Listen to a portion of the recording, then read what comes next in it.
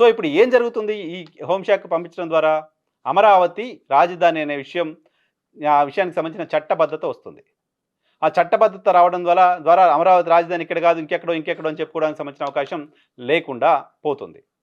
So, ఇప్పుడు సడెన్‌గా ఇప్పుడెందుకు ఈ ప్రభుత్వం ఈ ప్రయత్నం చేసింది అంటే, అమరావతి ప్రాంతంలో అదనపు భూసేకరణ, రెండో విడత భూసేకరణ, మూడో విడత భూసేకరణ అంటూ ప్రభుత్వం మాట్లాడుతూ వస్తోంది. మొదటి విడత భూములిచ్చిన రైతులకు ఈ క్షణానికి 12 ఏళ్ల తర్వాత కూడా ఇంకా ప్లాట్‌లెక్కడో తెలీదు. కాగితాలు మాత్రం చేతిలో పెట్టారు. ఆ కాగితాలు బ్యాంకుకి పోతే బ్యాంకులో తాకట్టు పెట్టుకోవడానికి కూడా పనికి రావట్లేదు. ఈ 12 ఏళ్ల కాలంలో అమరావతి ప్రాంతంలో ప్రభుత్వం మాకో ప్లాట్ ఇచ్చింది. మా ప్లాట్‌లో మేము ఇల్లు కట్టుకున్నామని చెప్పిన రైతు ఒక్కరూ లేరు. రైతులు ఆందోళన వ్యక్తం చేస్తున్నారు. ప్రభుత్వం పట్టించుకోవట్లేదు అని చెప్తున్నారు. మా ప్లాట్‌లు ఎక్కడో తెలియట్లేదు అని చెప్తున్నారు. డెవలప్డ్ ప్లాట్‌లు ఇస్తా అన్నారు. అసలు భూమి ఎక్కడుందో మాకు తెలియట్లేదు. కేవలం చేతిలో పట్టా పెట్టారు అని రైతులు ఆందోళన వ్యక్తం చేస్తున్నారు. ఈ నేపథ్యంలో రెండో విడత భూసేకరణకు రైతుల నుంచి తీవ్రమైన వ్యతిరేకత వస్తుంది. అధికారులపైన తిరగబడుతున్నారు. కొంతమంది రైతులు ప్రభుత్వం బలవంతంగా భూములు తీసుకుంటామంటే గుండె ఆగి చనిపోతున్నారు.